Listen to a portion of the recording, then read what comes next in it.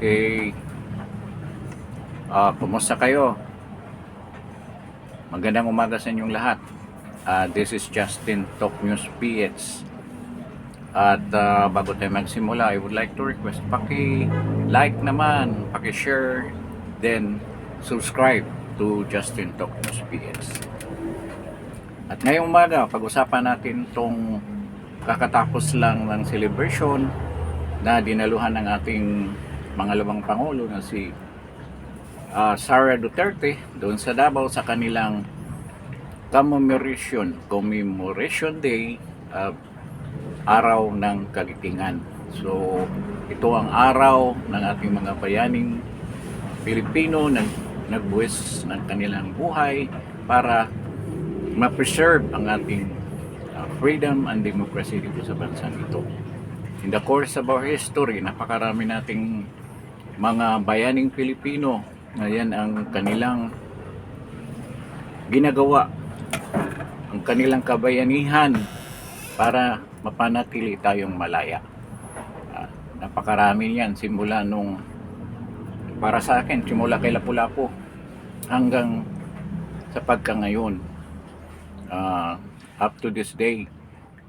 Ang dami nating mga bayani, some of them are not really recognized that much, but still as a hero who served our country and who dedicated their life for the protection of the people of the Philippines, the Filipino.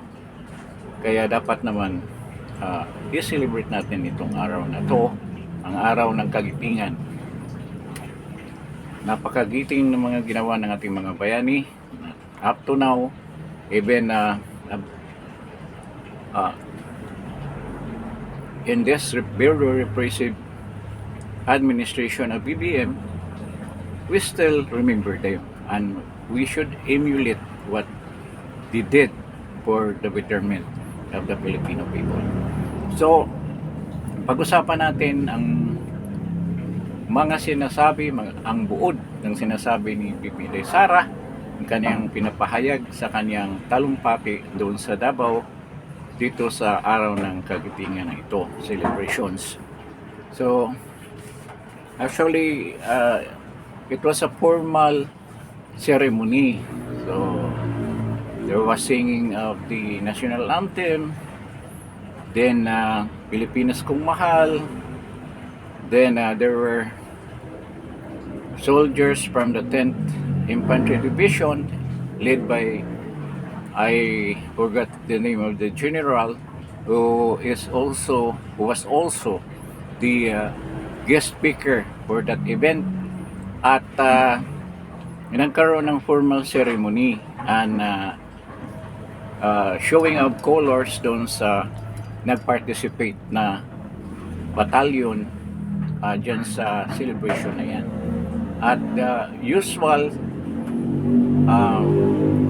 ceremony was conducted. Kasama na doon ang dedication, the laying of flowers of wreath to the fallen soldiers, the fallen heroes, and the taps was sounded, and also of course the speech of our Vice President.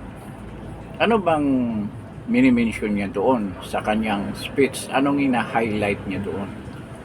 Isa doon, ang una-unang niyang in-highlight, ang kabayanihan ng ating mga kapwa Pilipino, pagbuwis ng kanilang buhay simula at the start of our history as a nation, then ultimately World War II, kasi maraming umatin doon na mga World War II veterans na talagang binuwis ang buhay nila against all odds sa kalaban ng ating bayan na gustong sumakop sa atin. At ang iba nag-alay ng kanilang buhay para makamtan natin ang ating kalayaan ngayon.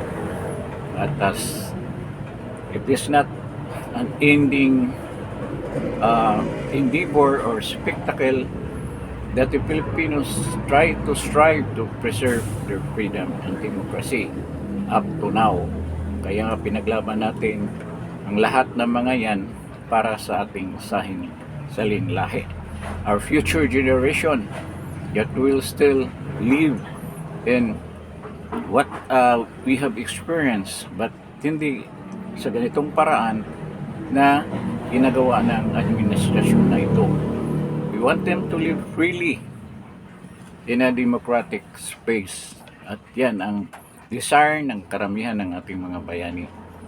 Isa sa mga napaka tiling doon sa sinasabi ni BP Inday Sara, yung tungkol sa ating Armed Forces of the Philippines, na somehow naliligaw yung ibang mga members nito kasi nakalimutan nila ang kanilang mga duty as the protector of the people and the state, kasi nagpagamit sila sa politika. Napakalungkot na isipin at pagnilay-nilayan na some of these members that we assume to be protector of the people ay natangay sa kinang ng salapi at ngayon nagpagamit sa politika. Yan isa sa mga ini-stress ni BP Inday Sara na napakalungkot isipin. Then she talk about sovereignty, na ang soberanya natin, ang principle of enemies to none, friends to all, or ibig sabihin an independent foreign policy ay hindi natin nakamtan or in-exercise ng ating armed forces. Kasi dapat nasa gitna lang tayo. We should not side with a certain power, military power dito sa mundo, but we should be in the middle. We should be neutral, but hindi yun ang nangyayari ngayon. Alam naman natin anong ginawa ng pamahalaan na to. They are even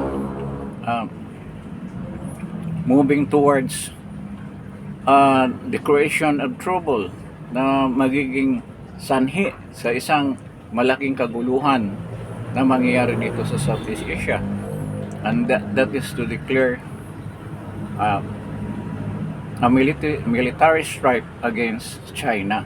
At yan naman ang ayaw natin mangyari ng karamihan ng ating mga mamamayang Pilipino, na walang ibang hangad kung hindi tayo magkaroon, kung hindi lang dapat na magkaroon tayo ng kapayapaan dito sa ating bansa at sa buong rehiyon ng Asia.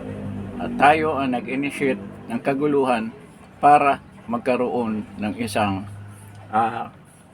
sigalot na magsimula dyan sa West Philippine Sea.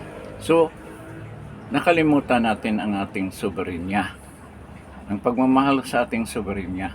At isa pa dyan, yung pagbinta natin sa soberenya natin sa ibang mga bansa o sa ibang mga foreign powers, foreign courts, ang pagpakidnap ng ating Pangulo na si President Duterte at dalhin doon sa isang foreign na hukuman, which is the ICC.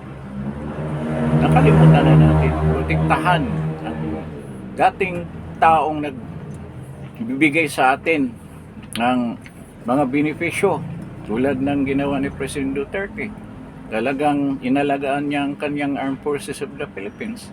But despite of that, some members of the Armed Forces of the Philippines ay kasama sa nagtaksil sa kanya, nagtaki-traidor sa kanya para siya ay dalhin sa ICC at ikukulong. Kikidnapin at dalhin sa ICC at ikukulong doon without going into the correct justice or due process. So, ginawang instrumento ang ating Armed Forces of the Philippines sa hangarin ng ating mga tiwaling politiko para makamtan ang kanilang desire to grasp on power at to remain in power for the longest time, the West. So, ganyan ang nangyari. Yun ang mensahe ni VP Inday Sara sa part ng AFP. Then he talk about insurgency. She talk about insurgency na ngayon unti-unting bumalik. It seems na ang mga naghihikayat ng karamihan ng mga Pilipino na magpupunta sa bundok ay bumabalik din.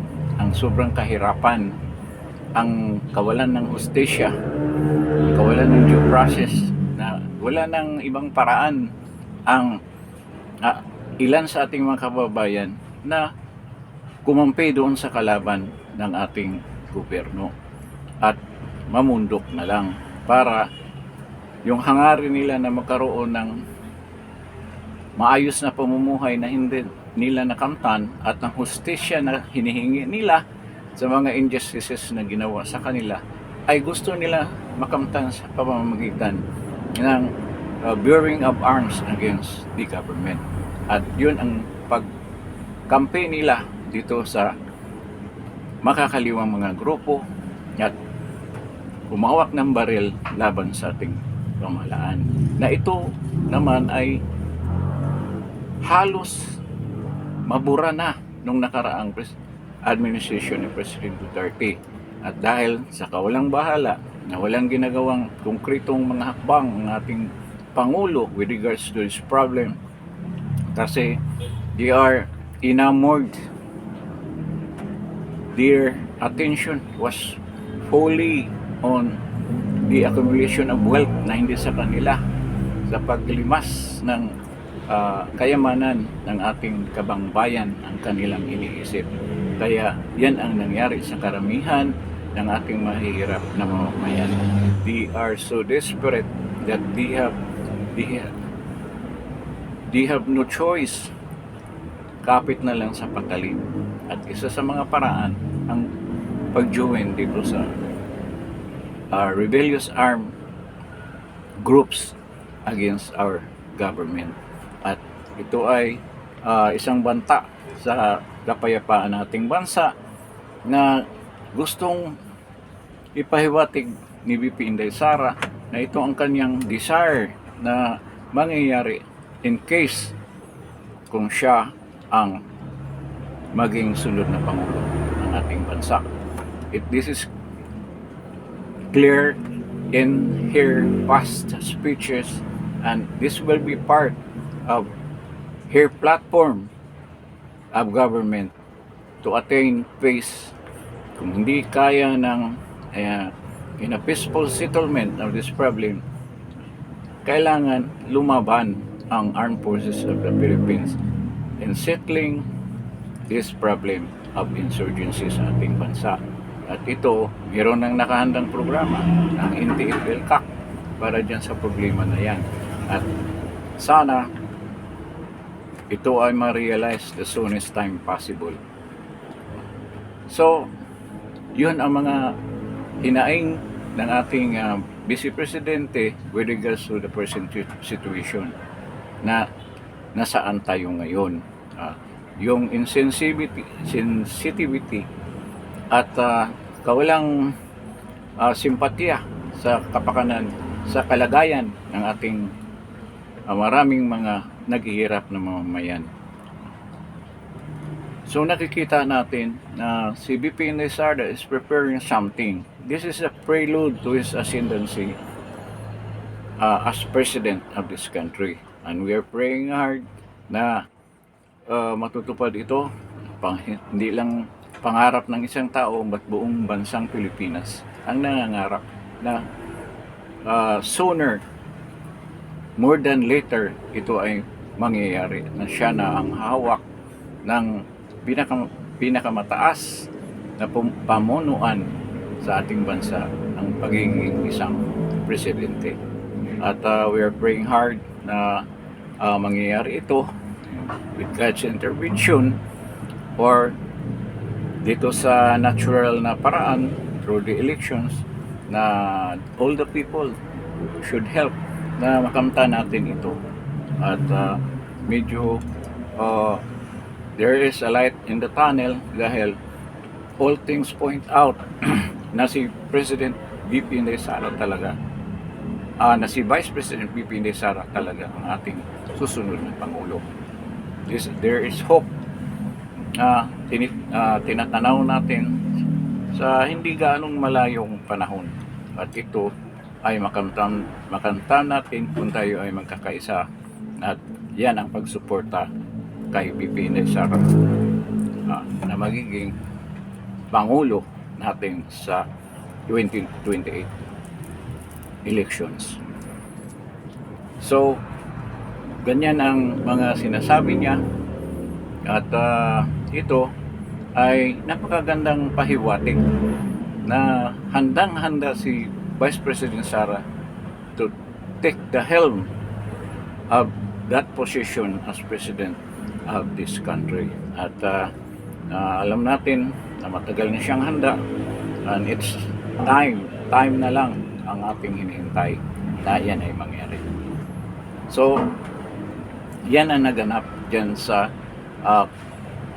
anniversary commemoration ng Araw ng Kagitingan na ginanap sa Davao City. Wala yatang meron bang ginawa ang meron din yon.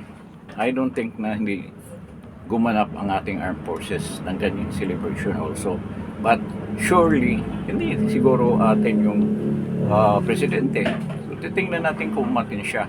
But I have no report na umatin ang ating president, which is an important anniversary na dapat niyang atinan. Dahil lahat ng mga presidente ng ating bansa noong pa man ay talagang this is day na kailangan, it's an obligation of a president to attend this kind of event, which is very important to the armed forces of the Philippines and the Filipino people. Okay, excuse.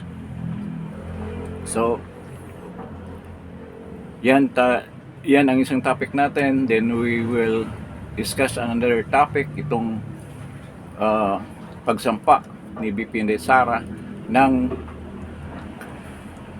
isang petition against the House of Representatives with regards to the conduct of her impeachment dyan sa Committee on Justice ng Kongreso. So sinampay niya ito sa Supreme Court. So ano mangyayari niyan? Dalawa na ang kasong nakasampa for the issuance of a temporary restraining order to stop the hearing in the House of Representatives Committee on Justice. So, nakita naman natin yung mga grounds. Yung grounds sa sinampa ni Attorney Torion, hindi naman naiiba gaano dito sa sinampa ni VP Inday Sara. Isa sa mga prominenteng punto o reklamo na sinampa niya, yung pagsampa ng dalawang impeachment case na sinampa noong February 2 before the due of the impeachment case filed on the 2025 impeachment case. So, hindi pa nabuo yung 1 year na bar roll which started February 6. So, February 2. So, ibig sabihin, lumabas din sila sa 1 year bar. Dalawang impeachment case. Yung impeachment case 1 and 2 na isa doon ay sinampa ni in-endorse ni Leila de Lima. Nag-endorse din siya sa impeachment number 3. So nakikita natin kung ano talagang intensyon ni Leila de Lima. This purely revenge sa nangyari sa kanya.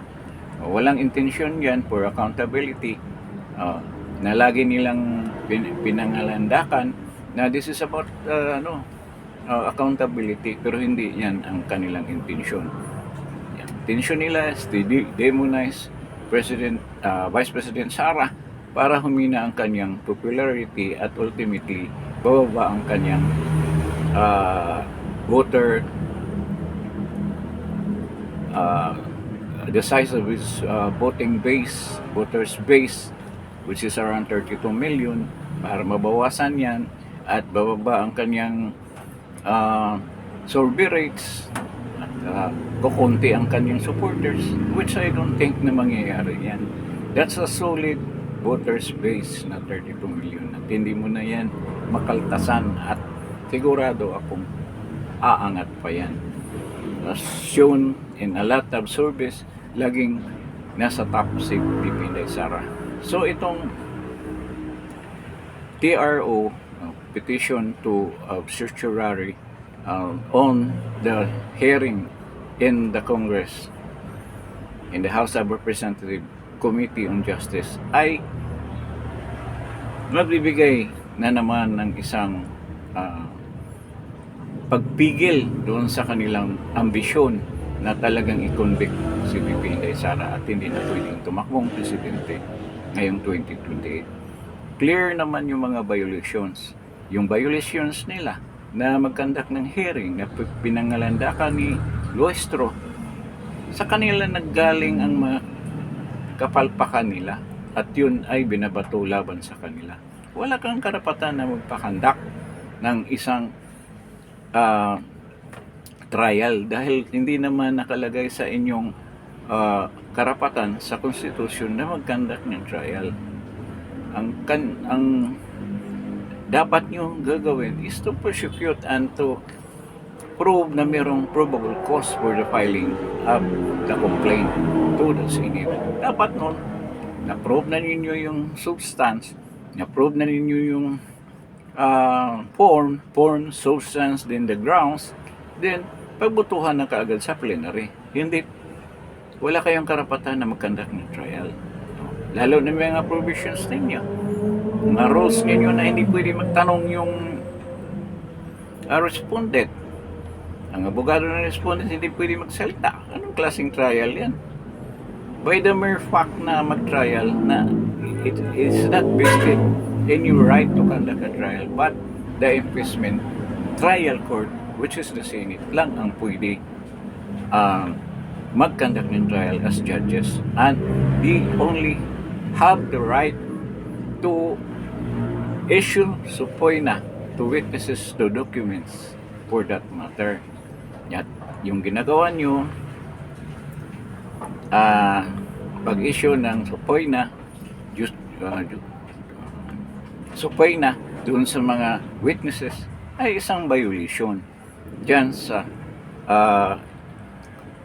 Constitution na nagsaad na wala kayong karapatang ganyan. So, ito, klarong-klaro na it will be going to the same fate na nangyari na nagkaroon yung past na first impeachment case na sinampa ng Kongreso noong 19th Congress. So this case, this complaint will be terminated sooner. I don't know kung magkaroon pa ng trial dyan sa Senate. A lot of senator will probably, kung makarating yun sa Senate, kung ma-endorse sa Senate, they will probably make some objection kung start yung trial dahil nga merong pending 2 cases, 2 petition na nakabinbin dyan sa Supreme Court. At I hope na magdesisyon kaagad ang Supreme Court to dismiss completely nitong dalawang impeachment complaint na ito. It was also requested ni VP Inday Sara na it will be permanently restricted or to stop completely, permanently the filing of these charges. Baka buhayin naman ulit ang mga charges na yan. So that will be double jeopardy kung the same case will be filed, the same case of confidential fund will be filed, ng reklamo nila dyan, mga basis nila dyan, on the 2027 impeachment case na siguradong ipa-file nila kung meron pa silang oras. No? So, kailangan mag-decide ang Supreme Court hindi lang sa pagpatigil through a TRO but also to dismiss this case permanently. At yan, hindi na nila masampa pagkatapos ng dismissal ng kaso na yan on the 2027 expiration of the 1-year bar rule.